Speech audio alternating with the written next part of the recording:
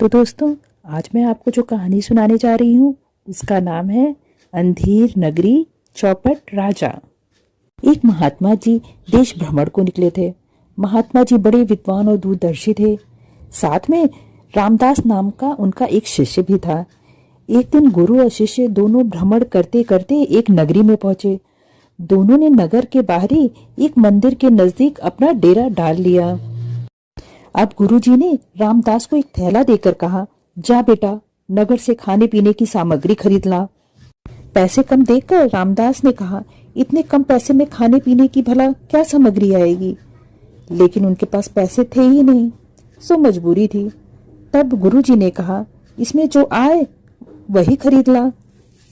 शिष्य बाजार से लौटा तो उधर से बोरा भर सामान खरीद कर लौटा। गुरुजी ने पूछा, इतने कम पैसे में इतना सामान कैसे आ गया। रामदास बोला, गुरुजी, इस नगर का नाम अंधेर नगरी है और यहाँ के राजा का नाम चौपट है। यहाँ हर सामान एक ही भाव मिलता है, चाहे सोना हो या मिट्टी। हर दुकान पर लिखा है, टका सेर भाजी टका सेर खाजा, अंधेर नगरी चौपट राजा। इसलिए एक धेले में ही इतना सामान आ गया। उस रात गुरुजी ने कुछ नहीं कहा। सुबह होते ही बोले, बेटा, अब जितनी जल्दी हो सके यहाँ से प्रस्थान करो, यहाँ रहना ठीक नहीं। रामदास बोला, गुरुजी, मुझे तो यह नगर बड़ा अच्छा लगा। यहाँ खाने पीने की मौज है, हर चीज एक ही भाव मिलती है। हमें यहीं डेरा जमाना चाहिए। गुरुजी बोले, बेटा, यहाँ रहना ठीक नहीं। ये अंधेर नगरी है और यहाँ का राजा चौपट है। यहाँ हर चीज समान भाव से बिकती है, मतलब यहाँ सच और झूठ भी एक ही बराबर माना जाता होगा। यहाँ कभी भी मुसीबत आ सकती है, इसीलिए यहाँ से चलो। मगर शिष्य को गुरु की यह सलाह अच्छी नहीं लगी। वह बोला, गुरुजी, इससे अच्छी जगह कहाँ मिलेगी। यहाँ जो चाहो वो खाओ पियो, सब एक भाव में। मैं तो यहाँ से कहीं नहीं जाऊंगा।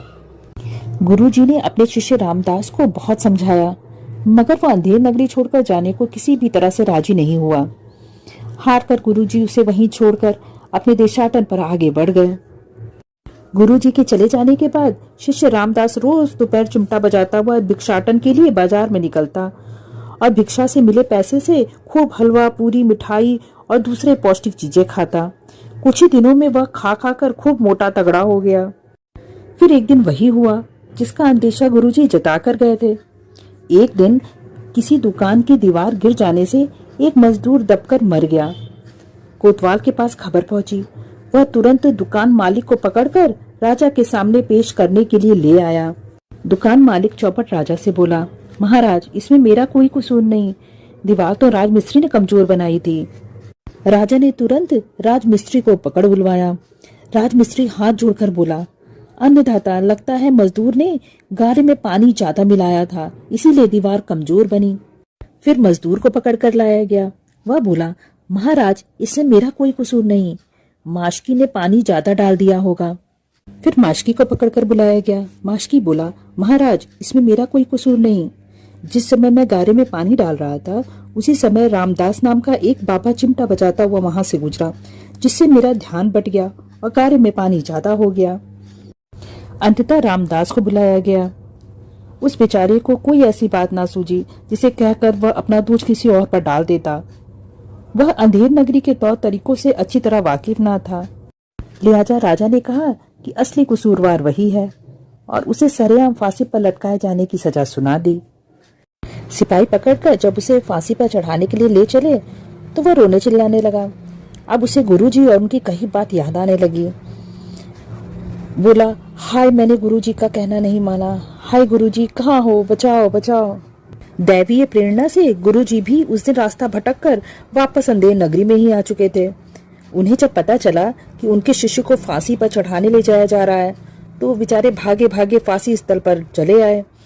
फांसी स्थल पर राजा एक ऊंचे से मंच पर अपने मंत्री के साथ बैठा हुआ था। दूसरी ओर तमाम जनता फांसी का तमाशा देखने के लिए जुटी हुई थी। गुरुजी तुरंत दौड़कर वहां पहुंचे जहां राजा बैठा हुआ था। चिल्लाकर बोले, महाराज, इस आदमी को फांसी मत दीजिए। मैं चाहता हूँ कि इसके बदले मुझे फांसी दे दी जाए। राजा ने आश्चर्य से कहा, भला क्यों? आप इसकी जगह क्यों मरना चाहते हैं? गुरुजी गंभीर मुद्रा बनाकर बोले, ये गूढ़ रहस्य की बात है महाराज, आप जानकर क्या करेंगे? आप तो बस जल्दी से जल्लाद को आदेश दीजिए कि रामदास को हटाए और मुझे फांसी पर चढ़ाए। अब तो राजा की उत्सुकता और बढ़ गई और वह बोला, वह गूढ़ रहस्य जल्दी से मुझे बताओ, वरना तब तक ना मैं रामदास को फांसी चढ़ने दूंगा और ना ही तुम्हें। गुरुजी ने फिर टाल मटोल करने की कोशिश की, लेकिन राजा वह गूढ़ रहस्य जानने की जिद पर अड़ गया। आखिरकार गुरुजी राजा के पास जाकर धीरे से बोले, महाराज, मैंने अभी अभी ज्योतिष गणना करके यह पता लगाया है कि आज इस समय की घड़ी मरने के लिए बहुत ही शुभ है। आज इस घड़ी में जो मरेगा वो सीधा स्वर्ग जाएगा। इसीलिए जल्दी कीजिए, मुझे फांसी चढ़ाइए ताकि मैं सीधा स्वर्ग जा सकूं। समय बीतता जा रहा है, कुछ ही मिनट शेष हैं।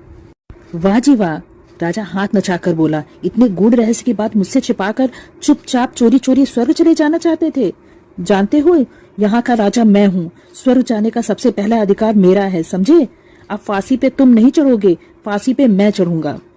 इतना सुनते ही मंत्री बोला, महाराज, मैं भी आपके साथ स्वर्ग जाना चाहता हूँ, मुझे भी अपने साथ फांसी पर चढ़ाने का आदेश दीजिए। ठीक है, राजा ने कहा, जल्लाद जल्दी से एक और फंदा लगाओ, कहीं शुभ मुहूर्त बीत ना जाए। आनन फानन में एक फंदा और लगाया गया। राजा और मंत्री दोनों सीधे स्वर्ग जाने की लालसा में सबके देखते देखते फांसी पर झूल गए और उधर मौके का फायदा उठाकर गुरु और शिष्य दोनों चुपचाप इस अंधेर नगरी से खिसक लिए।